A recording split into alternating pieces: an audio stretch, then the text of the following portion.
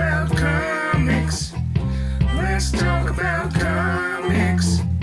Let's talk about comics. Let's talk about comics. Around Bay YouTube, it is Charles, and today I want to talk about Absolute Superman number 5. This cover right here may be one of the best covers as far as storytelling I've seen in a book. This issue is all about explosions and violence, righteous indignation, and action. And Superman coming through the flames is a perfect visual metaphor for this whole issue. If you've been following along with the Absolute Superman story, you know that it jumps in time, establishing his life on Krypton as part of the lower caste system, and his family being outcast of the Science League, despite being brilliant because they dared to question the system. And they realized that the planet was dying, and they tried to alert the Science League, but they already knew, and they were hiding it from Krypton. And they were preparing to leave Krypton and everyone else to die, all of the lower caste to die. And we left that narrative a couple of issues back and focused more on the present in number 4. And that featured a peacemaker working for Lazarus Corp, who ended up massacring 20-something people. And that's where we left off with this last issue, and we're starting off this one with Superman, who up until this point in the current timeline has been largely a legend, spoken of but not really seen toward the last few acts of the books. But here we start with Superman just blazing a trail, blazing a path of destruction and anger through these peacemakers, trying to find Smith, trying to find out where he is hiding and where he's being kept. And we go from that into, and what they do here is brilliant, because you see the flames and destruction in the wake of Superman here in the present time on Earth, and then we go back seamlessly. And I love what they did with the art, the exact same color template to Krypton as it is exploding, and his family is trying to, leave, and they built this last small arc, if you will. And we go from the destruction in the present tense to the destruction in the past. And what they do is they connect it seamlessly, and you understand that this anger and this righteousness comes from the heartbreak of watching his planet die at the hands of an oppressor. Back then, the oppressor was the Science League. Right now, it's Lazarus Corp and the Peacekeepers. And we go from that visual back to the present tense.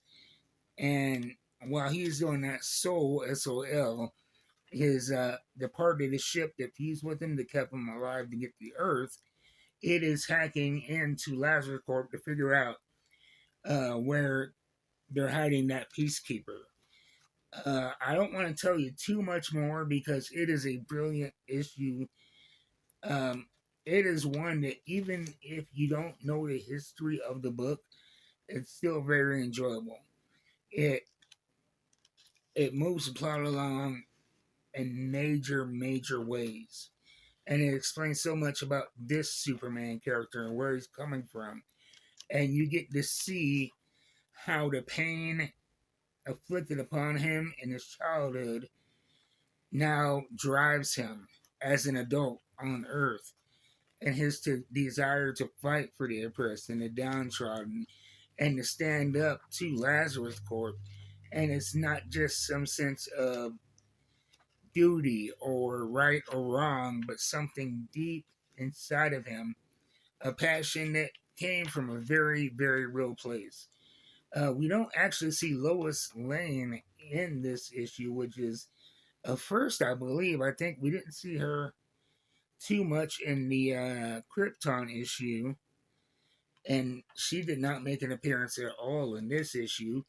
But Brainiac, the AI that powers Lazarus Corp, was mentioned, and within Superman, he forces himself to kind of step back because he almost crosses a line that he doesn't want to, and he says it's time to go home, and we see him in the last panel walking off to Smallville, Kansas. And so it looks like we're going to meet his Earth family and find out more about his final escape from Krypton and possibly his childhood on Earth. I am very excited about that. I have that issue right here.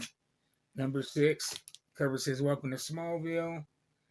And it's not as warm and welcoming by the cover as it appears. So, I mean, if the issue is as brilliant as this issue, I'll probably do another review on number 6. But as far as DC goes right now, this is my absolute favorite series from DC right now. When it comes to DC, of course, you know that I love Batgirl. She's my favorite superhero of all. And I do not miss an issue of Catwoman.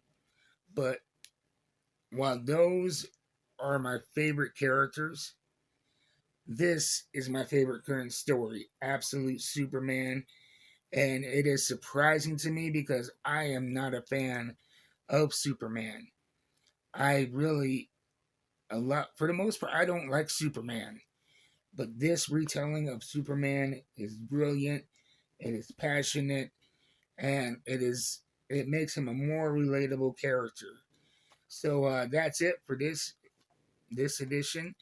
And I want to thank you for watching. Get this right here, Absolute Superman number 5.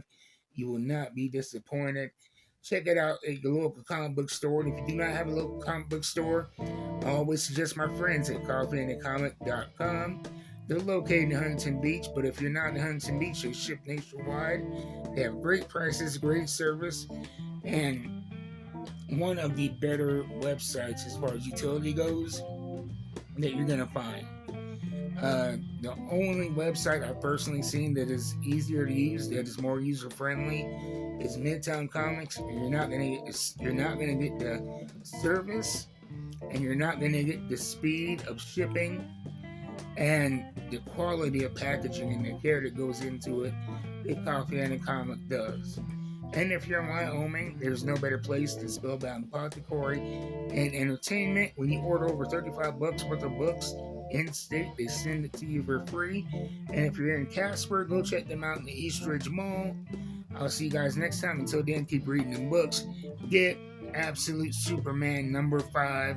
You will thank me for it. I'll see you next time.